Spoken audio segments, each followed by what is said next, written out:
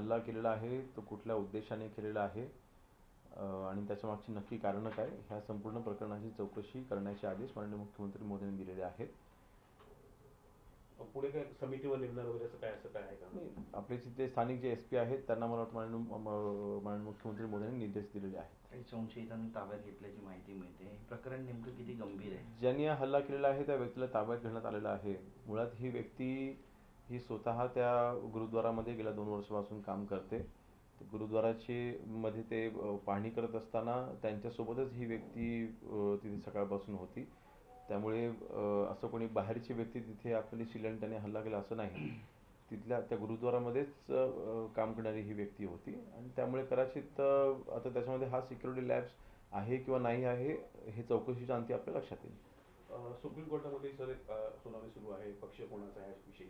एकंदरीतच ह्यावरती कपिल सिब्बल एक मोठा आरोप केलेला आहे का एकनाथ शिंदेचं जे पद आहे तेच अवैध आहे, उपमुख्यमंत्री असेल मुख्यमंत्री पद त्याच्यावर भाष्य केलेलं आहे. बघा शेवटी आता एका साईडची फक्त आता आर्ग्युमेंट झालेली आहे. अजून आमच्या बाजूची आर्ग्युमेंट आता अजून सुरू व्हायची आहे. जेव्हा आमच्या बाजूची आर्ग्युमेंट ज्यावेळेला चालू होईल त्यावेळेला सत्य बाजू ही जगासमोर येणारच आहे. तर मला त्याच्याबद्दल आत्ता काही बोलण्याची आवश्यकता नाही. आता त्यांच्या आर्ग्युमेंटच्या वरनाच ते जर का एवढं खुश होत असतील की आमच्या विरोधक जर का खुश होत असेल तर त्यांना होऊ द्यात खुश, काय अडचण नाही. परंतु जेव्हा सत्य बाजू समोर येईल तांत्रिक दृष्ट्या आमची बाजू कशी सत्य आहे, कशी योग्य आहे हे आमचे वकील जेव्हा तिथे ज्या मुद्दे मांडतील तेव्हा सगळं संबंध जगाच्या लक्षात येईल. निवडणूक आयोगाला टार्गेट केलं कपिल सिब्बल, निवडणूक आयोगाची पूर्ण कार्यप्रणाली त्याच्यावरती प्रश्नचिन्ह निर्माण केली.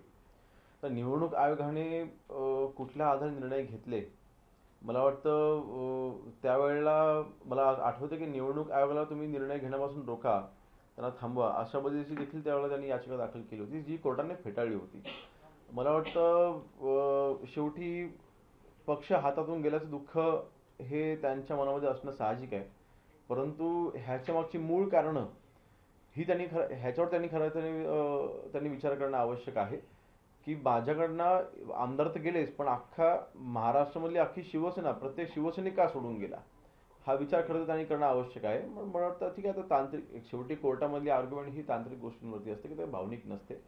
तांत्रिक दृष्ट्या मला विश्वास आहे आणि ज्यावेळेला विधिमंडळामध्ये अध्यक्षांच्या कडे ज्यावेळेला सुनावणी झाली मी स्वतः याच्यामध्ये एक साक्षीदार म्हणून होतो आणि त्यामुळे ही केस आम्ही अतिशय जवळनं पाहिलेली आहे. माननीय एकनाथ शिंदे साहेबांनी जे निर्णय घेतले ते अतिशय तांत्रिकदृष्ट्या देखील योग्य निर्णय घेतलेले आहेत.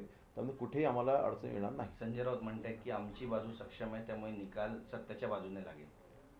आता हेच संजय राऊत म्हणत होते की आम्ही आता जनतेच्या कोर्टात जाऊ. आता जनतेच्या कोर्टाने जर निकाल दिल्याच्यानंतर पुन्हा आता ह्याच कोर्टावरती त्यांचा विश्वास आता ठेवायला लागलेले आहेत. हे संजय राऊत आहेत की ज्यांनी सुप्रीम कोर्टावरती हायकोर्टावरती तिथे अतिशय चुकीच्या पद्धतीने ही यंत्रणा काम करते असे आरोप केले होते. मला वाटतं रंग बदलू गिरगिट असं त्यांना म्हटलं तरी चुकीचं ठरणार नाही. सर एक महत्त्वाचा मुद्दा समोर येतोय. आज एमईवाडीच्या महत्त्वाच्या बैठका होत्या सह्याद्री गेस्ट हाऊसला आणि आज एकनाथ शिंदे गैरहजर राहिले. तर एकनाथ शिंदे कुठेतरी नाराज आहेत कारण की पालकमंत्र्यांचा तिढा सुटत नाहीये. काल मुख्यमंत्री उपमुख्यमंत्री एक महत्त्वाची बैठक पार पडली त्याच्यामध्ये हे तिढा सुटला नाही त्यामुळे एकनाथ शिंदे नाराज आहेत अशी राजकीय चर्चा सुरू आहे. बघा आता ते कसं आहे शेवटी आमच्या काही विरोधक आहेत ज्या विरोधकांना माननीय एकनाथ शिंदे साहेब असतील किंवा फडणवीस साहेब असतील या दोघांमध्ये वारंवार भांडण लावायचा प्रयत्न करतात. परंतु त्यांना काय ते जमत नाही आणि दोन्ही नेत्यांमध्ये अतिशय चांगला समन्वय मागील 3.5-4 वर्षापासून आम्ही पाहतोय. माननीय एकनाथ शिंदे साहेब मुख्यमंत्री असताना देखील देवेंद्र फडणवीस साहेबांसोबत त्यांचा अतिशय चांगला समन्वय होता. आज देवेंद्र फडणवीस साहेब मुख्यमंत्री असताना देखील एकनाथ शिंदे साहेबांचा त्यांच्यासोबत अतिशय चांगला समन्वय आहे. दोघांमध्ये कुठलेही वादविवाद नाहीत आणि एकनाथ शिंदे साहेब अजिबात नाराज नाहीत. शेवटी सरकारचा भाग म्हणून आज उपमुख्यमंत्री म्हणून त्यांच्या खात्याचा जो कारभार आहे ते ज्या पद्धतीने ते हाताळत आहेत अतिशय योग्यरित्या हाताळत आहेत आणि ते माननीय मुख्यमंत्री मोदयांच्या सोबत समन्वयाने ते हाताळत आहेत. पालकमंत्रीपदाचा अजून तिढा सुटला नाही पण कधीपर्यंत होईल का एकंदरीत सर्वांचं लक्ष लागलं. बघा शेवटी कधीपर्यंत होईल आता ते मी सांगू शकणार नाही परंतु लवकरात लवकर व्हावा. माझी तर वैयक्तिक इच्छा आहे की तिथे आता भरत शेठ यांच्या हस्ते तिकडे 15 ऑगस्ट तिथे झेंडावंदन होणार आहे.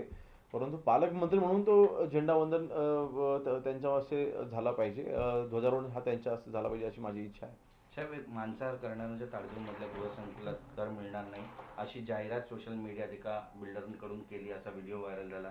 यानंतर ज्याने व्हिडिओ तयार केला होता त्याने पुन्हा स्पष्टीकरण पण दिलं की एका वारकऱ्याचा तो फ्लॅट आहे, त्याच्यामुळे त्याला बोलावं मी लागलं. आता ह्याची डिटेल माझ्याकडे आत्ता नाही आहे, परंतु जर का विकणारी व्यक्ती पण मराठी असेल आणि त्यांनी तशी इच्छा व्यक्त केली असेल तर तो त्याचा वैयक्तिक निर्णय होतो. परंतु आपल्याकडे शेवटी कायदा आहे की आपल्याकडे स्वातंत्र्य आहे आणि अशा पद्धतीने घरं विकत असताना कुठल्याही खाद्यपदार्थावरती बंदी आहे किंवा असे कुठलेही रिस्ट्रिक्शन कायद्यानुसार लावता येत नाहीत आणि म्हणून नक्कीच तो कायदा शेवटी सगळ्यांसाठी समान आहे.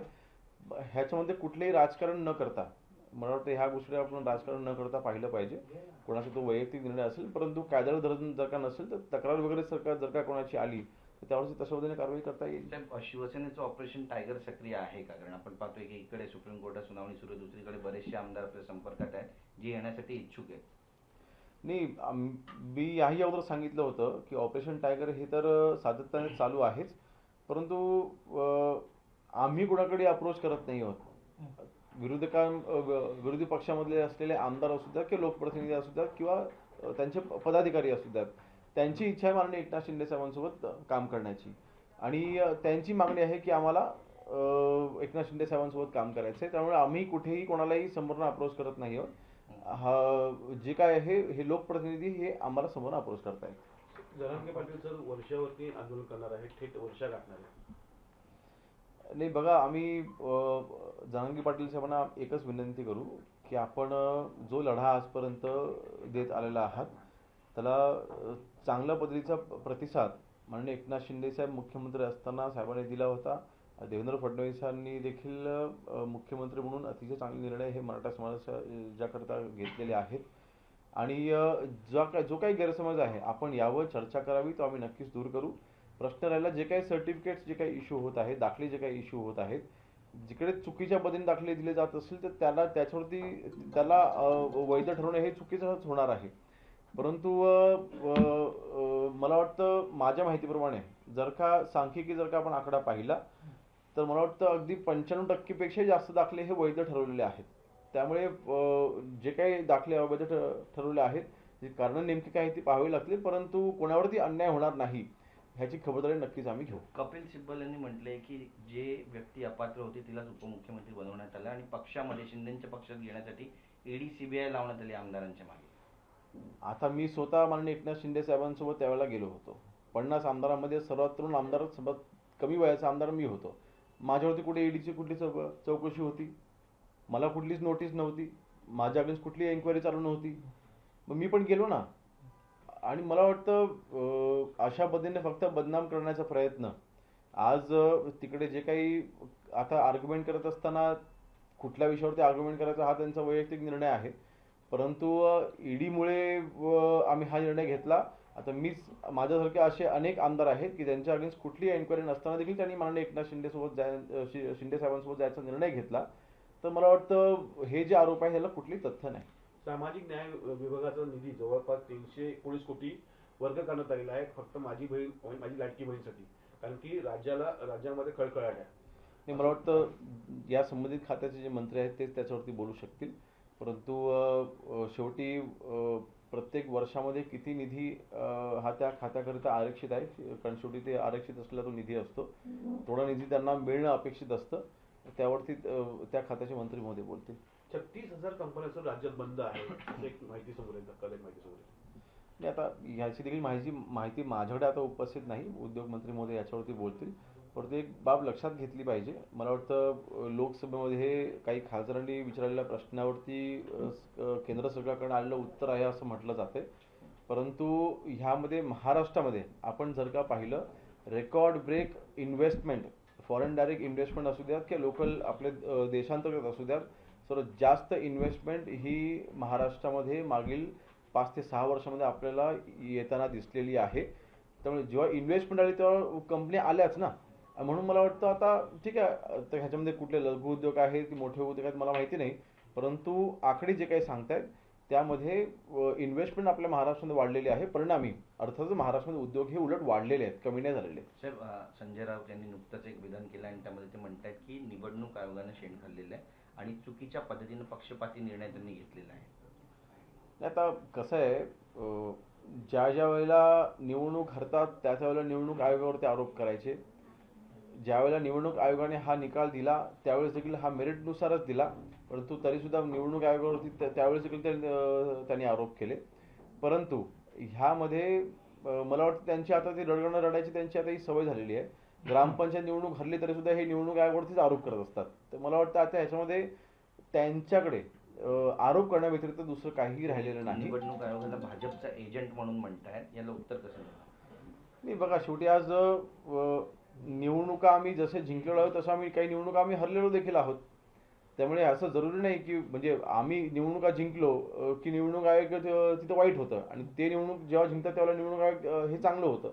मला वाटतं अशा पद्धतीने दुटप्पी भूमिका मांडण्यावरती आम्ही काही जास्त बोलू इच्छित नाही.